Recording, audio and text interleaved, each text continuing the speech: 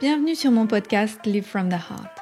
Je m'appelle Anne-Claire Méret. Ça m'a pris des années de guérison, de thérapie et de coaching, mais j'ai finalement retrouvé le chemin de mon cœur, qui m'a mis sur la voie de la prospérité dans tous les domaines de ma vie. Aujourd'hui, je coach, j'enseigne, je crée des programmes, j'écris des livres, entre autres choses, et j'adore ça.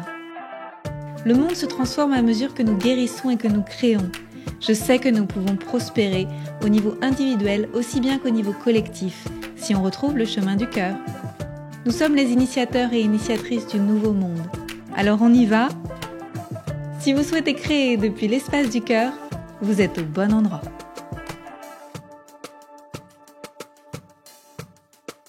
Bonjour et bienvenue dans un nouvel épisode. J'ai la joie d'accueillir aujourd'hui Gabriel Schiano. Bienvenue Gabriel. Bonjour, merci Anne-Claire. Je suis contente que tu sois là, que tu aies accepté cette rencontre parce que tu m'as beaucoup aidée depuis bientôt 1 an, qu'on travaille ensemble et que tu m'aides dans mes activités Live from the Heart. Et tu m'as aussi beaucoup inspirée de par qui tu es tout simplement, de par les choix que tu as faits à un jeune âge, de ta souveraineté financière et d'aller creuser des sujets qui souvent sont obscurs pour beaucoup de gens. Toi, tu t'es dit, tiens, je vais aller m'en occuper, je vais aller m'intéresser à tout ça et découvrir ce que ça signifie pour prendre la responsabilité, en fait, de ce que ça représentait. Et aujourd'hui, tu aides les autres à le faire et ça fait du bien, en fait. Ça fait vraiment du bien que tu sois là et que tu puisses nous aider, nous aussi, à prendre les choses en main. Merci, un grand merci. Merci à toi également de me faire confiance et pour cette belle collaboration entre nous. Je suis vraiment honoré aussi de travailler avec toi. Gagnant-gagnant. C'est comme ça que c'est le mieux. Est-ce que tu veux bien te présenter, s'il te plaît, pour les gens qui te connaissent pas? Avec plaisir. Donc moi, je m'appelle Gabriel Schiano. Je suis entrepreneur et investisseur. Et j'interviens auprès d'entrepreneurs, de CEO et de direction générale également sur des enjeux d'optimisation financière, d'efficacité opérationnelle et de stratégie business. C'est assez large, je sais pas à quel niveau de détail tu veux que je rentre. Mais en tout cas, voilà, c'est ce que je fais. Je travaille avec des entrepreneurs, des solopreneurs, des gens qui se lancent, tout comme je travaille aussi en fonction de mes activités avec des grands groupes et des grandes entreprises. Depuis combien de temps tu fais ça ? Alors moi, je suis à mon compte en fait depuis 3 ans. Je me suis lancé en 2019. Par contre, le sujet de l'argent et de l'investissement, c'est des choses qui m'attirent et qui m'ont passionné depuis, je vais pas dire tout petit, mais en tout cas depuis l'adolescence. Et j'ai commencé à investir moi dans l'immobilier il y a plus de 10 ans maintenant. Donc j'investis depuis plus de 10 ans dans l'immobilier et je suis entrepreneur depuis plus de 3 ans maintenant. Ce qui m'avait attiré sur ton site internet, je me souviens, c'était que tu voulais travailler, alors c'était l'ancienne version, j'imagine qu'il a changé, tu voulais travailler avec les entrepreneurs du nouveau monde, des entrepreneurs avec des projets de cœur. Oui. Et d'ailleurs, tu as fondé une entreprise qui s'appelle... qui s'appelle Cabinet Cœur. Voilà. Et donc, on s'est bien trouvé, From the Heart. Oui. Et est-ce que tu peux nous dire pourquoi tu as choisi cet angle ? Alors, c'est toujours mon message aujourd'hui, en tout cas sur... J'ai plusieurs activités. J'ai des activités que je mène avec des associés, en tout cas sur mon activité à moi en propre, que je mène en solo. C'est toujours ma cible et c'est toujours mon message. Donc, c'est vraiment la partie cabinet cœur où j'interviens sur des questions vraiment d'optimisation financière et administrative en fait pour le compte d'entrepreneurs qui se lancent et qui sont en réussite comme toi. Et donc, c'est toujours mon message aujourd'hui, c'est de parler à des personnes qui s'interrogent, qui ont pas toutes les réponses, mais qui les cherchent en tout cas et qui essaient de naviguer dans le contexte actuel qui est pas simple, le contexte social, le contexte financier, le contexte mondial. Voilà, ça fait 2 ans qu'on vit des tumultes et je pense que ça va perdurer. Après, je vais pas du tout dire ça en ayant peur ou en essayant de faire peur à ton audience, mais voilà, je pense qu'il faut aussi qu'on apprenne à être résilient et à savoir s'adapter et à savoir naviguer dans cet environnement-là. Et donc, c'est ce que moi, j'essaye de faire à titre personnel depuis plus de 10 ans pour essayer de construire un patrimoine qui me soutienne aussi, pour pas que j'ai l'obligation, quelque part, c'est pas le bon terme, mais c'est celui qui me vient, de travailler, d'être toujours dans l'action et d'avoir aussi un soutien financier qui viennent d'ailleurs. Et en fait, j'encourage tous les entrepreneurs avec qui je travaille aujourd'hui à vraiment reprendre le pouvoir, leur pouvoir personnel sur leurs finances. Alors, ça veut pas dire fermer tous leurs comptes bancaires, retirer tout en cash et partir jusque-là. On pourra en parler si tu veux après, mais en tout cas, c'est de questionner les personnes avec qui elles travaillent, les personnes avec qui leur donnent des conseils. Donc, ça peut être les comptables, les banquiers, les notaires, des avocats, et de vraiment savoir ce qui est juste pour elles, en fait, pour ces personnes-là en tant qu'entrepreneurs, qui veulent gagner en sérénité, en sécurité, en tout cas en sentiment de sécurité, pour se sentir plus libre et plus indépendant du système actuel. Merci. Ça pose bien, pas si ça pose bien le cadre. Si, c'est très clair et ça pose bien le cadre de reprendre les choses en main, en fait. Et ça m'a ramené, en fait, en pleine face, une vision de moi du passé, où quand j'ai créé ma première entreprise, c'était il y a un peu plus de 10 ans, et j'ai créé une EURL. Et le comptable, en fait, il parlait dans un jargon que je comprenais pas. Et j'avais très peur. J'avais très peur de lui. Et j'avais aussi très peur comme je gagnais pas beaucoup d'argent, j'avais l'impression que les autres qui avaient déjà réussi avaient plus de valeur que moi, et que c'était normal que je comprenais pas tout ce qu'ils me disaient parce que moi j'en étais pas encore là et que j'étais pas prête d'y être. Et ça a été à mon détriment parce que ça a été difficile pour moi cette expérience de l'EURL. Et heureusement je suis restée entrepreneur. Mais est-ce que c'est fréquent ces symptômes, docteur? Merci de le partager. Oui, c'est vrai que ces professions-là et le monde de la finance en général encore aujourd'hui, il y a un jargon qui est très élitiste et que les personnes n'essayent pas de traduire pour leurs interlocuteurs. C'est vraiment ce dont je me suis aperçu en fait quand j'ai démarré il y a 10 ans dans cet univers-là et que j'ai un petit peu appris sur le tas, parce que moi il y a personne qui m'a formé. Moi, mes parents sont fonctionnaires et c'est vraiment des sujets que j'ai creusés par moi-même, au départ en tout cas. Et aujourd'hui, j'essaye justement de traduire, en fait, de faire la traduction entre le comptable et les entrepreneurs, entre des avocats et des entrepreneurs, et de vraiment rassurer et d'être là en soutien, en fait, des personnes que j'accompagne, pour justement qu'elles ne se retrouvent pas dans la situation que tu as décrite, où en fait elles se sentent dépassées, elles se sentent de plus pas avoir l'énergie, le sentiment de pas être à la hauteur, et de pas être assez, entre guillemets, pour avoir le droit de se lancer en fait et pour pouvoir s'autoriser à se lancer. Et donc aujourd'hui j'accompagne là-dessus.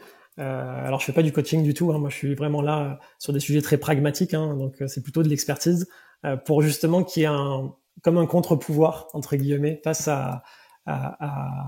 aux personnes qui ont ce jargon-là que tu décrivais.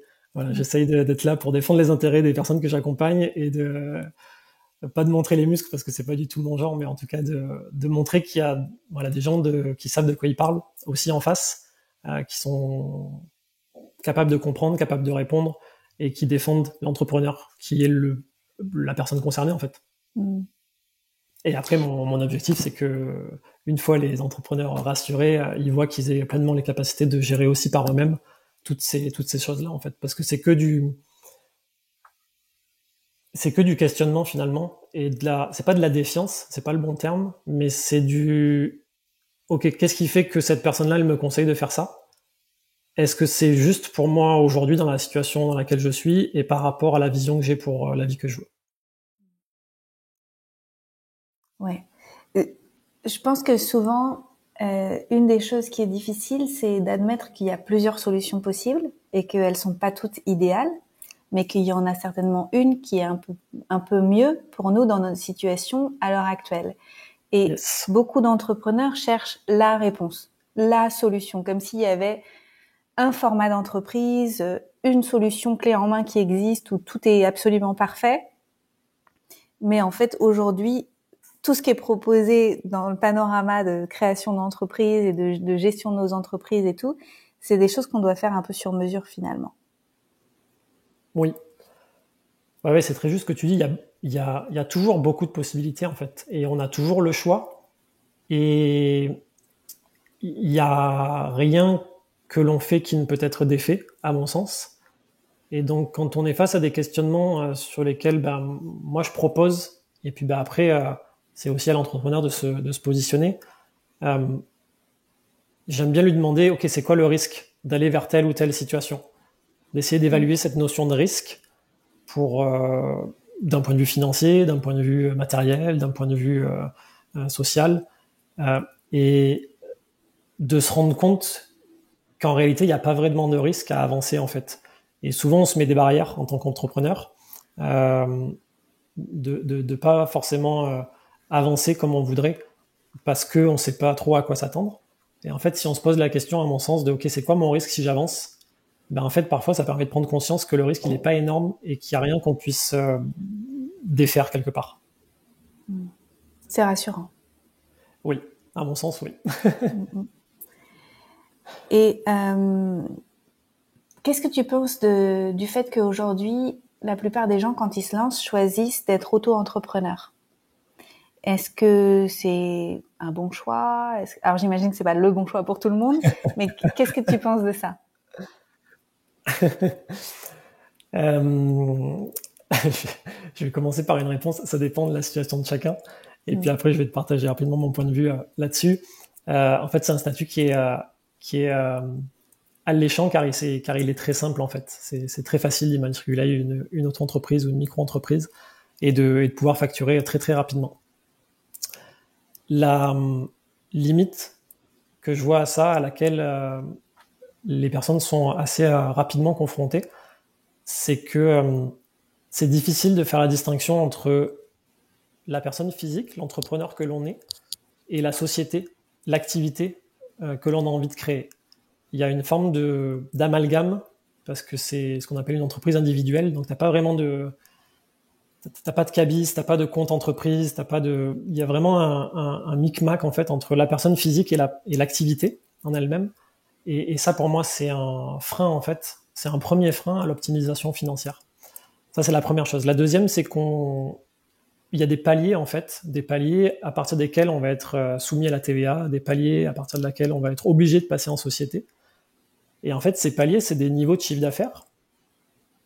Et en tant qu'entrepreneur, c'est une bonne nouvelle que votre chiffre d'affaires il augmente. Et parfois, chez certaines personnes, j'observe que c'est vécu comme oh là là, mais j'ai atteint le palier, il va falloir que je passe à la TVA ou en société, oh là là, c'est compliqué, c'est une catastrophe. Et du coup, c'est vécu comme une mauvaise nouvelle, alors qu'en fait, c'est juste que l'activité, elle commence à décoller et qu'en fait, c'est une super nouvelle, au contraire. Donc ça, c'est la deuxième chose. Je trouve que du coup, le regard qu'on porte sur son propre développement n'est pas forcément le bon. Et la troisième chose, j'ai oublié, c'est que la troisième chose, c'est que en fait, en auto-entreprise, on peut pas passer de charge et que donc on est imposé sur son chiffre d'affaires. Alors que quand on est en société, ça nous permet de développer des nouveaux muscles d'entrepreneurs et de voir les choses vraiment différemment d'un point de vue de la finance d'entreprise, et ça permet de faire passer des charges sur votre société. Et vous allez plus être imposé au niveau de votre chiffre d'affaires, vous allez être imposé sur votre bénéfice. Et ça, pour moi, c'est hyper important et c'est un shift très important dans une vie d'entrepreneur où en fait, on va moins apporter pas de valeur, parce que c'est quand même très très important, le chiffre d'affaires, et c'est la capacité qu'on a à créer de l'argent, et c'est à mon sens très important. Mais ce qui est encore plus important, c'est d'être profitable et d'avoir du bénéfice. Donc ça permet vraiment de développer des nouveaux muscles entrepreneuriaux, si je peux le dire comme ça, et ça permet de passer des charges en fait sur votre société. Et après, je sais pas si on a le temps de les détailler ici, mais on peut faire passer pas mal de choses sur une société en lien avec votre activité, évidemment. On parle pas de faire n'importe quoi, mais on peut aller loin quand même. On peut aller loin. On peut dire entre parenthèses que mes vêtements sont passés sur la société parce que je suis une personne publique sur Instagram. Voilà, et la plupart des comptables refusent n'acceptent pas, ce genre de choses. Et donc, il faut aussi avoir la posture d'entrepreneur, de CEO, de dire non, mais en fait, c'est moi la chef de mon entreprise. Mon business en ligne, vous le comprenez pas encore bien, parce que c'est malgré tout, on fait des business qui sont très nouveaux, hein, même si depuis quelques années, il y a de plus en plus, évidemment, encore plus depuis 2 ans, de business sur Internet. C'est quand même des métiers nouveaux, des modes d'entreprendre qui sont nouveaux. Et les comptables, les professions qu'on a en face de nous sont pas toujours très au clair avec ce qu'on fait réellement. Ouais. Et donc effectivement, quand vous avez un shooting, vous pouvez sans problème faire passer des frais de voyage, des frais d'hôtel, des frais de vêtements, des frais de... Enfin voilà, il y a tout un tas de choses qu'on peut faire passer parce que c'est dans le cadre de l'activité de faire des enregistrements de vidéos, des shootings photos, etc., etc. Ouais. Du moment qu'on peut le prouver, on est dans le cadre. Exactement, exactement. On dit pas, je prends des pincettes et je dis à ton audience de pas faire n'importe quoi, mais il y a plein de choses qu'on peut faire en fait. Et tu vois, c'est des opportunités aussi pour moi. C'est ce qui me vient en t'écoutant de qu'est-ce qu'on s'autorise à faire et pourquoi on se l'autorise pas. Et d'observer notre rapport aussi à la réglementation et aux règles. Et je reviens sur ce que j'ai dit tout à l'heure. C'est quoi mon risque de le faire, même si je suis pas censé le faire? Je dis, j'encourage personne à le faire, mais on va pas aller en prison pour avoir déclaré trop de frais. Tu vois ce que je veux dire? C'est là aussi où il y a un curseur à ajuster, qui est propre à chacun, mais qui permet aussi de se découvrir sur le rapport à la loi, sur le rapport à la règle, sur voilà, le sentiment de liberté intérieure qu'on peut avoir par rapport à tout ça. Et c'est important de le soulever parce que je me rends compte aussi avec les entrepreneurs que j'accompagne, il y en a beaucoup qui ont peur de l'autorité et qui ont peur de faire des erreurs, qui ont peur de mal remplir leurs papiers, qui ont peur d'aller vers quelque chose qu'elles jugent compliqué parce que derrière on va leur taper sur les doigts. Donc il y a quand même quelque chose de latent là sur ce thème-là. C'est lourd. Oui. Ah ouais, c'est très juste ce que tu dis. C'est alors en plus. Enfin, si on est sur une communauté francophone, le système administratif français, il est pas aidant sur ce point de vue-là. C'est vrai que c'est assez complexe. Et c'est vrai qu'il y a une forme oui, comme tu dis, c'est lourd, de peur de faire une erreur. Peur de se tromper, ouais, effectivement.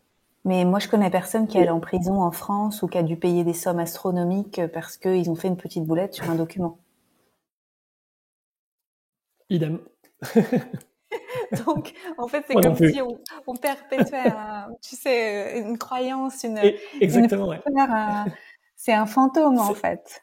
Ah oui, c'est intéressant de le voir comme ça. C'est vrai.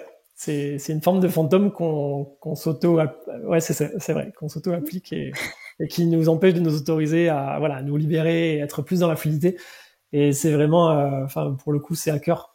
C'est ce que j'ai à cœur de faire avec voilà, les personnes avec qui je travaille, c'est voilà, de remettre un peu de fluidité dans tout ça et un peu de jeu aussi. Voilà, c'est ok. Qu'est-ce qu'on s'autorise à faire? Allez, ça, on le tente. Qu'est-ce que t'en penses? Et on en discute. Et pour moi, c'est des vraies réflexions stratégiques en fait, et de voir comment moi je peux avoir un point de vue qui est pas forcément toujours le même qu'un autre entrepreneur, dont c'est l'activité, et de confronter ça aussi. C'est hyper intéressant en fait. Et voilà, j'essaie vraiment de ramener de la fluidité dans ce que je fais, en tout cas avec l'argent, parce que voilà, encore une fois, c'est un sujet qui me passionne et avec lequel j'aime de plus en plus jouer. Ouais, c'est passionnant. Enfin, aujourd'hui, je trouve ça plus passionnant qu'avant, parce que j'en ai un peu moins peur, notamment grâce à toi.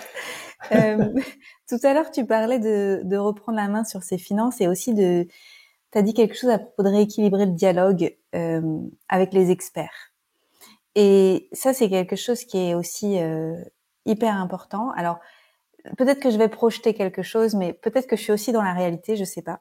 Ces métiers d'experts, c'est beaucoup des métiers d'hommes. Je trouve qu'il y a quand même beaucoup d'hommes dans la finance et dans la comptabilité, tout ça. Et dans les métiers de cœur, il y a quand même beaucoup de femmes. Tu sais, les métiers entrepreneurs du bien-être, coach, etc. Et je me demande s'il n'y a pas quelque chose là aussi du masculin, du féminin. Oui, c'est très juste ce que tu dis. Encore aujourd'hui, enfin, c'est une réalité. Hein, il y a clairement beaucoup plus d'hommes dans les métiers financiers, de contrôle, de régulation, d'experts.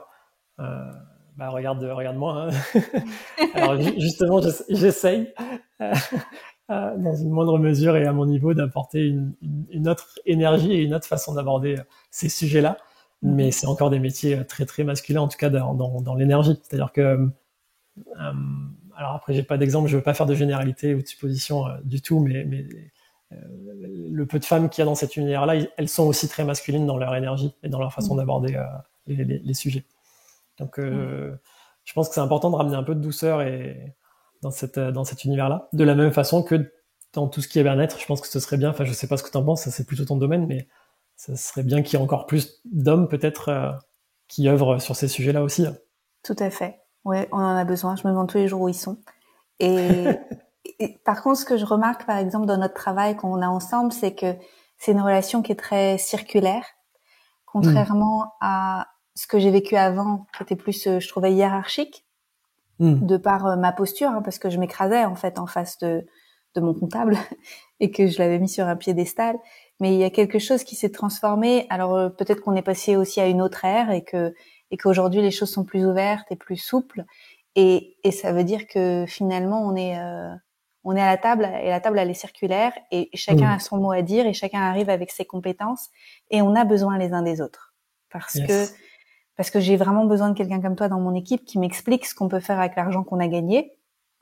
Moi, toute ignorante que je suis, qui continue de gagner de l'argent alors que l'argent s'accumule sur le compte et que toi tu me dis mais qu'est-ce qu'on en fait? Et moi je suis là pour en gagner parce que moi j'ai appris à gagner de l'argent et c'est ce que je fais avec mon entreprise et je crée de la valeur, mais je n'ai pas appris à créer de valeur avec l'argent.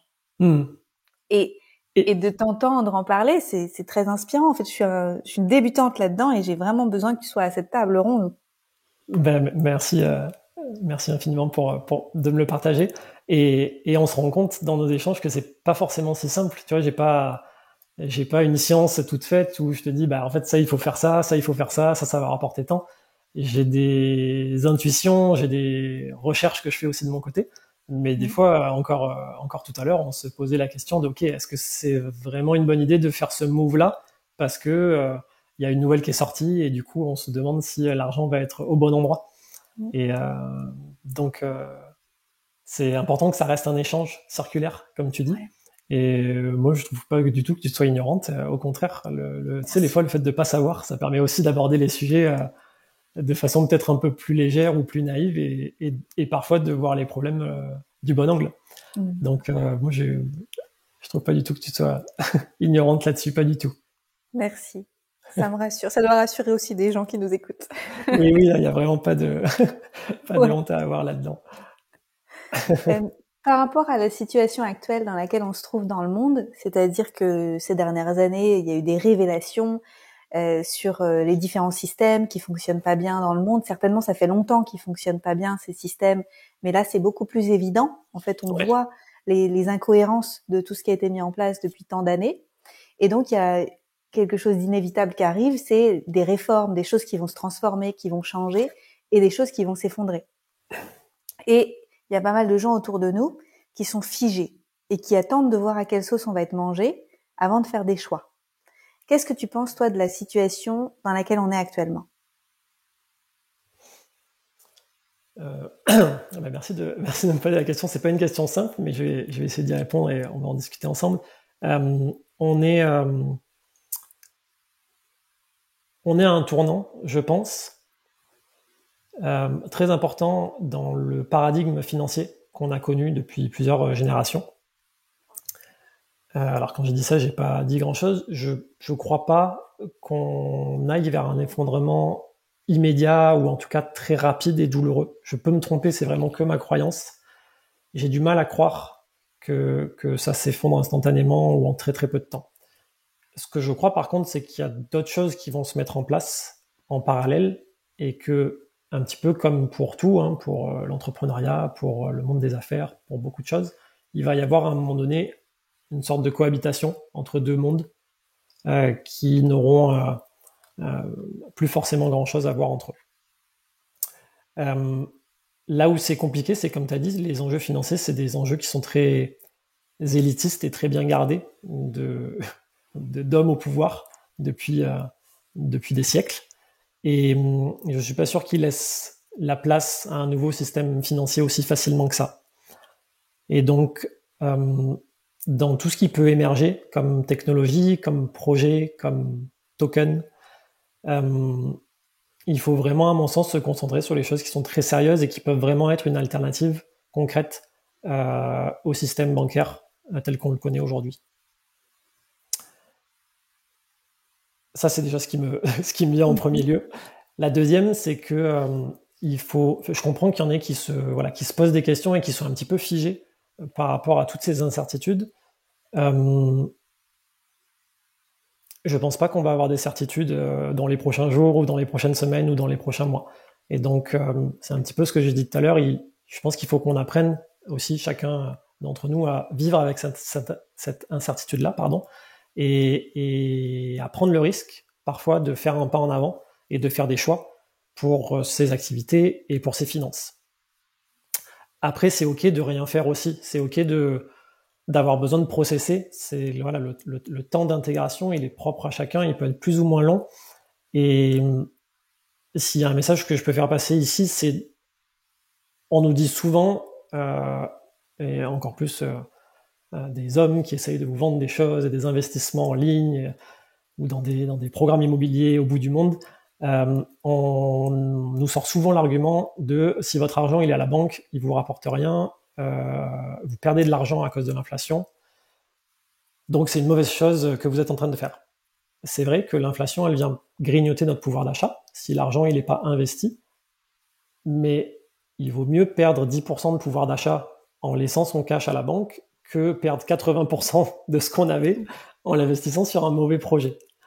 Et donc ça, je veux vraiment rassurer les personnes qui nous écoutent que c'est ok aussi de prendre le temps de voir ce qui est bon à faire, en tout cas ce qui nous semble le plus juste pour nous, et de pas se flageller à oh là là, mais j'aurais dû l'investir dans tel ou tel projet.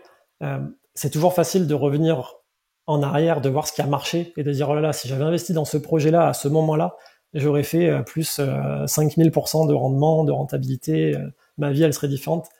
La réalité, c'est que c'est très très compliqué de timer le marché, c'est-à-dire d'acheter au plus bas et de vendre au plus haut.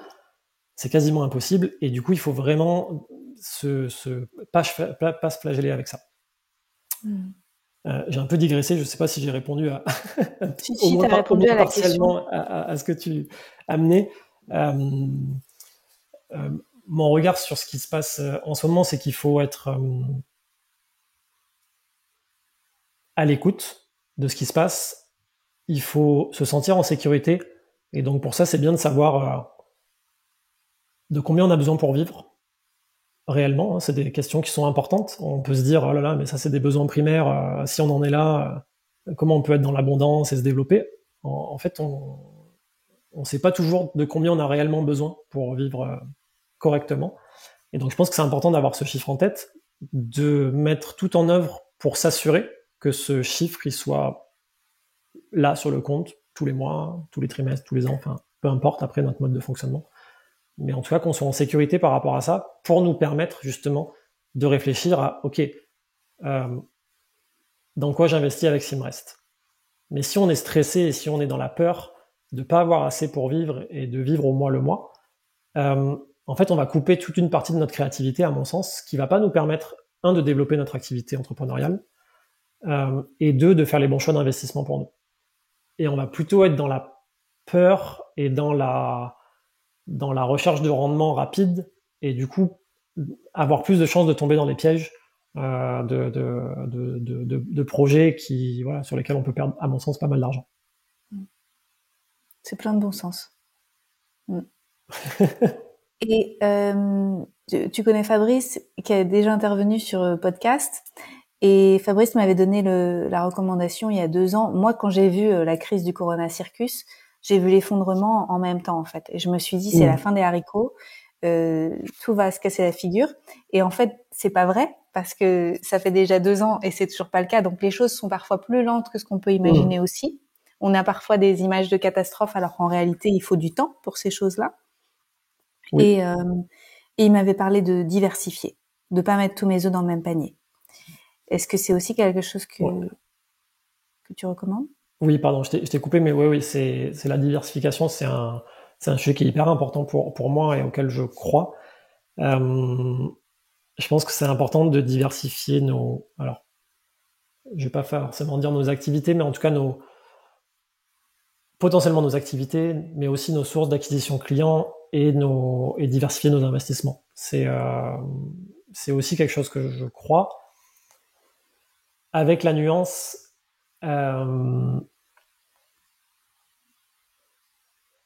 que plus le temps passe, comme tu as dit, ça s'est pas effondré instantanément. Je pense que ça va prendre un peu de temps, mais je pense que on va aller vers ça dans tous les cas. Et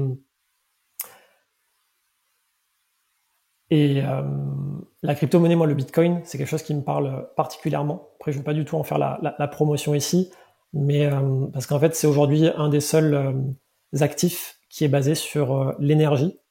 Je fais juste une parenthèse ici pour ta communauté. Et après, voilà, vous pourrez aller chercher, il y en a qui en parlent beaucoup mieux que moi, mais en fait, aujourd'hui, l'énergie, on voit à quel point c'est important, et c'est une des seules choses au monde qu'on peut pas contrefaire. On peut pas faire une contrefaçon d'énergie, parce que on peut pas, en fait. Et pour moi, le Bitcoin, c'est aujourd'hui un des actifs qui permettrait vraiment de changer de paradigme, qui puisse jouer le rôle à la fois de réserve de valeur et de système de paiement, avec le réseau Lightning qui a vu le jour. Et donc ça, je pense que ça peut être un concurrent sérieux au monde actuel financier tel qu'on le connaît. Donc oui, à la diversification. Je suis un des premiers à avoir investi dans l'immobilier, dans les actions, dans les métaux, dans les cryptos. Avec le contexte, depuis le début de l'année 2022, je me focalise peut-être plus spécifiquement sur certains actifs. Voilà. Là où avant, j'en avais, à mon sens, trop, je pense. J'étais trop diversifié. Voilà. Je pense qu'il y a une limite à trouver, qui est, alors je vais pas dire propre à chacun, mais je pense qu'il faut, comme je l'ai dit au début, sélectionner des projets sérieux, des choses qui font du sens pour nous, et peut-être aller un peu plus là-dedans. Une forme d'essentialisme. Je sais pas si ça se dit. Je crois qu'il y a un livre qui s'appelle comme ça, d'aller plus à l'essentiel et d'aller peut-être plus fort sur ce qui est important pour nous.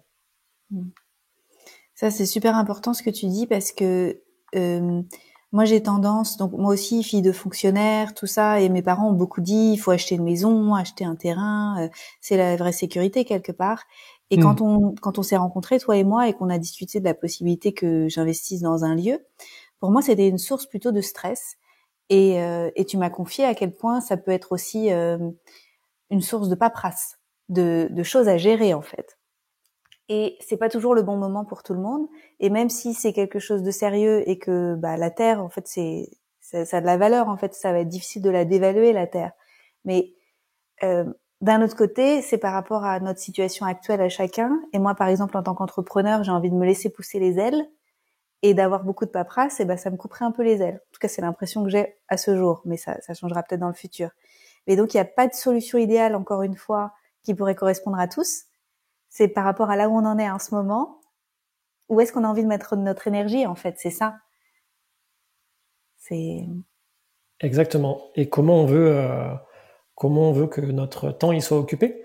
Et moi, je me suis lancé très tôt dans l'immobilier, et c'est vrai que ça m'a pris pas mal de temps. Et en fait, au début, ça me faisait marrer parce que j'étais jeune, que je faisais ça en plus de mes boulots. Ça me coûtait pas. Et depuis quelques années, je suis arrivé à un stade où, depuis que je suis entrepreneur, en fait, mon temps, il a beaucoup plus de valeur à mon sens que quand j'étais salarié. Et j'ai été confronté à de la gestion de locataires, de la gestion de travaux, de la gestion d'impayés, et j'ai plus envie de ça aujourd'hui. Donc, néanmoins, je considère que l'immobilier, c'est des très bons investissements, et c'est ce qui permet aussi de profiter d'un levier bancaire.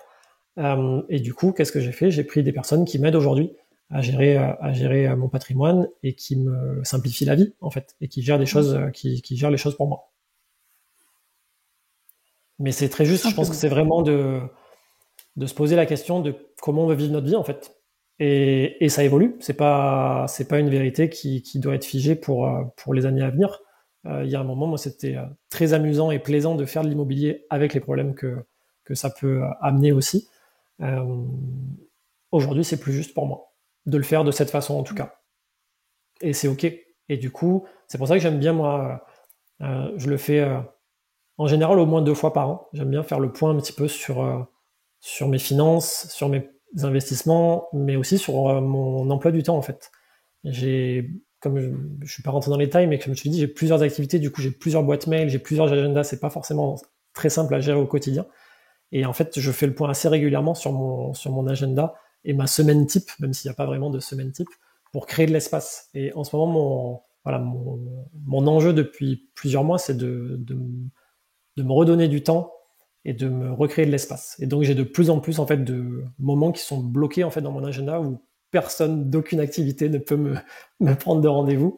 Et c'est du temps où, en fait, j'ai le choix de faire ce que je veux. Ça ne veut pas dire que je travaille pas, mais c'est des moments pour moi où je peux choisir.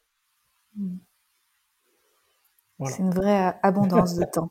Oui, Ouais. exactement. Voilà, comme j'ai tendance à vouloir en faire beaucoup et d'aller au bout des choses et de faire par moi-même pour aller plus vite, le piège de ça, c'est d'en faire beaucoup soi-même et du coup de plus avoir beaucoup de temps. Ouais. Donc j'adore ce que je fais, et j'adore tous les projets que je mène, mais j'ai de plus en plus aussi envie d'avoir du temps pour moi, pour ma femme, pour être heureux et avoir le choix de vivre comme on a envie. Ouais. Merci de nous ramener à l'essentiel, très important. Avec Euh, plaisir. j'ai un autre concept que j'avais envie de ramener auprès de toi, c'est que il y a pas mal de gens que je connais et je peux aussi me mettre dans ce sac-là. C'est que avant, je me disais, je m'occuperai de l'argent quand j'en aurai. Mmh. Et je me disais beaucoup, bah en fait, j'apprendrai à gérer l'argent quand j'en aurai plus. Mais en réalité, je me rends compte avec toutes mes lectures, tout ce que j'ai creusé sur l'abondance, j'entends beaucoup le contraire en fait. C'est à partir du moment où tu t'occupes de ton argent, où t'en prends soin, tu commences à vraiment le mettre dans des tableaux, à vraiment porter ton attention dessus, qu'est-ce qui rentre, qu'est-ce qui sort. Et ben du coup, c'est plus facile de générer de l'argent parce on est connecté à l'énergie de l'argent. Est-ce que tu as un avis là-dessus? Ah oui, j'en ai un, et c'est clairement là ce que tu viens de décrire. Euh, je pense que je pense que c'est une erreur et repoussé à plus tard, alors qu'on peut commencer à se muscler. C'est ce que je dis parfois je crois que je l'ai dit dans l'intervention que j'avais fait pour Lead from the Heart en collectif. On peut déjà muscler cette partie de nous sur la gestion financière, la gestion des flux. En tout cas, le fait de se familiariser avec les flux. Donc après, c'est pas obligé de passer du temps à scanner tous nos reçus, à tout mettre dans un tableau, absolument. Mais le simple fait d'ouvrir son compte bancaire, par exemple, peut-être tous les jours, tous les 2 jours, pour voir ce qu'il y a, pour être au courant de combien il y a, parce qu'en réalité, on ne sait pas toujours. Si on se pose la question, je ne sais pas si dans les personnes qui nous écoutent, si elles savent exactement là combien elles ont sur tel ou tel compte bancaire. Et le fait de le voir souvent, bah déjà, ça nous permet de prendre conscience de combien on a. Ça nous permet de voir aussi les choses passer plus en live, je dirais, et pas à la fin du mois, oh là là, mais j'ai dépensé tout ça, c'est parti où? Et du coup, ça permet vraiment de poser de la conscience sur notre rapport à l'argent au quotidien. Et ça permet aussi, à mon sens, d'allouer, en fait, enfin, pour moi, il y a une différence à faire. Tu disais que tu t'intéresserais à l'argent quand on aurait. Du coup, ce que je comprends derrière, c'est que c'est peut-être un montant en termes de patrimoine. Et il y a pour moi deux distinctions à faire avec. Il y a effectivement le patrimoine, la valeur, combien on pèse, je pourrais dire, la valeur nette comptable de notre patrimoine. Mais il y a aussi la partie cash flow et la partie récurrente, en fait, qui nous arrive sur le compte. Et tu peux avoir du cash flow, du salaire, des revenus d'activité, indépendamment de la taille de ton patrimoine, en fait. Et pour moi, c'est plutôt avec le cash flow qu'il faut apprendre à jouer, qu'il faut apprendre à faire peut-être des allocations sur, ok, ça, je l'investis dans ça, ça, je le mets de côté, je le laisse sur un compte épargne, même si ça me rapporte rien, je sais que ça me rapporte rien, mais c'est ok, je le mets là, je m'autorise. Ça, je le dépense pour me faire plaisir. Et pour moi, c'est vraiment s'amuser avec cette partie cash flow, indépendamment de la valeur patrimoniale que telle ou telle personne peut avoir. Ouais. Ouais, ça met de la conscience en fait sur tout ce qui est en train de circuler. Oui, exactement. Ça met de la conscience, ça donne des autorisations, et du coup, bah, plus on a conscience des choses, plus on se questionne sur, ok, comment je pourrais les faire évoluer. Ok, maintenant que j'ai conscience de ça, qu'est-ce que je fais bouger? Qu'est-ce que j'ajuste? Qu'est-ce que j'essaye? euh, Moi, j'ai fait plein d'erreurs, hein. Je me positionne pas du tout en sachant. Je me positionne plutôt comme quelqu'un qui a testé des choses et qui a aussi fait des erreurs et j'ai aussi perdu de l'argent mais ça permet de tester et d'allouer une partie aussi de nos revenus à des projets et des choses à essayer qu'on est prêt à perdre en fait. Parce que l'expérience pas de tout perdre, mais de perdre en tout cas notre mise, elle est aussi particulière à vivre. Ouais. C'est comme ça qu'on apprend. Eh ben oui, c'est ma philosophie, par l'expérience. Par l'expérience, le partage et voilà, la co-création avec des personnes qui sont sensibles aux mêmes enjeux et aux mêmes sujets. Ouais. Merci. Est-ce que tu as quelque chose à ajouter? Non, pas qui me viennent. Enfin, j'espère que mes réponses étaient justes par rapport à tes questions et que j'ai pas trop digressé et que ça parlera à ta communauté et que ça pourra peut-être les aider à prendre conscience de certaines choses par rapport à la finance en général. En tout cas, c'est mon intention dans ce que je fais et c'est mon souhait pour le monde qui est en train de changer, qu'on reprenne tous, tu parlais de conscience, notre pouvoir et notre conscience sur ces enjeux-là et qu'on soit aussi responsable parce que du coup derrière ça demande beaucoup de responsabilité. Donc je comprends que ça puisse faire peur et il n'y a pas d'obligation. Il faut pas que ce soit du passage en force parce qu'effectivement de récupérer les clés du coffre ça demande aussi d'en être responsable. Et donc si on les perd on pourra pas aller se plaindre auprès d'une banque, auprès d'un gouvernement si on a fait une erreur parce qu'on sera seul avec nous-mêmes. C'est vrai. Ouais. Merci du rappel. Comment on peut... Mais je trouve ça passionnant. Ouais, c'est passionnant. C'est passionnant. Et puis on rencontre d'autres gens. En fait, quand on commence à marcher sur ce chemin-là, on rencontre d'autres gens qui sont passionnés et qui ont trouvé d'autres solutions et qui les partagent. Et oui. c'est vraiment, je trouve que il y a beaucoup d'entraide aussi dans les gens qui ont cet esprit libre et qui veulent que tout le monde s'autorise cette audace et cette liberté. C'est très vrai. Ouais. C'est très vrai. Comment on peut en savoir plus sur ce que tu proposes et où est-ce qu'on peut te retrouver, te contacter et qu'est-ce que tu proposes en ce moment? Alors moi j'ai créé, j'ai mis le site en ligne ce matin au moment où on se parle. Je pense que c'était aussi lié avec notre échange. C'était important pour moi de lui donner naissance avant notre échange. J'ai finalisé le site de Cabinetcœur. Donc Cabinetcœur, c'est une agence financière qui accompagne les entrepreneurs à impact dans leur croissance sur des enjeux d'optimisation financière et d'assistance administrative. Donc le site est en ligne, cabinetcœur.com. Vous pouvez me retrouver sur les réseaux aussi, Gabriel Schiano, je pense que tu le mettras dans le podcast. GabrielSchiano.com renvoie aussi vers Cabinetcœur, donc je suis assez facile à trouver sur les réseaux.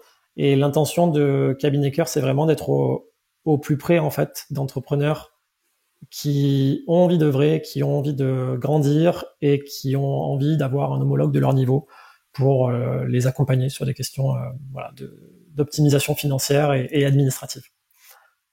Et ça fait pas peur. Exactement.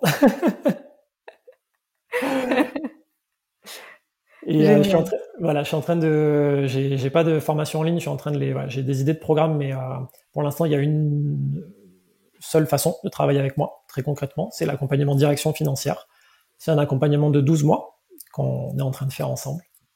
Et sur lequel j'interviens, sur lequel des personnes de mon équipe peuvent également intervenir. Et donc c'est une co-création pendant 12 mois sur lequel on va vraiment prendre le temps de travailler sur les questions financières de vos activités.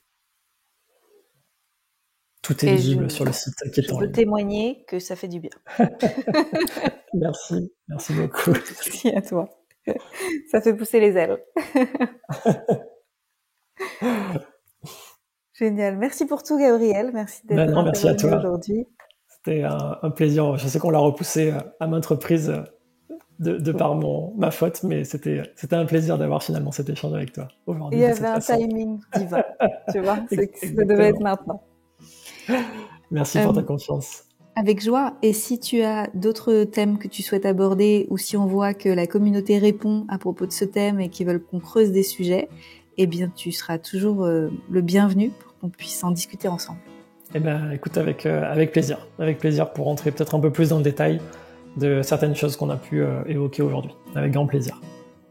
Merci. À bientôt. Merci, au revoir. Merci pour votre présence. Si vous avez aimé cet épisode, je vous invite à le partager avec vos amis et à suivre le podcast pour être au courant des prochains épisodes.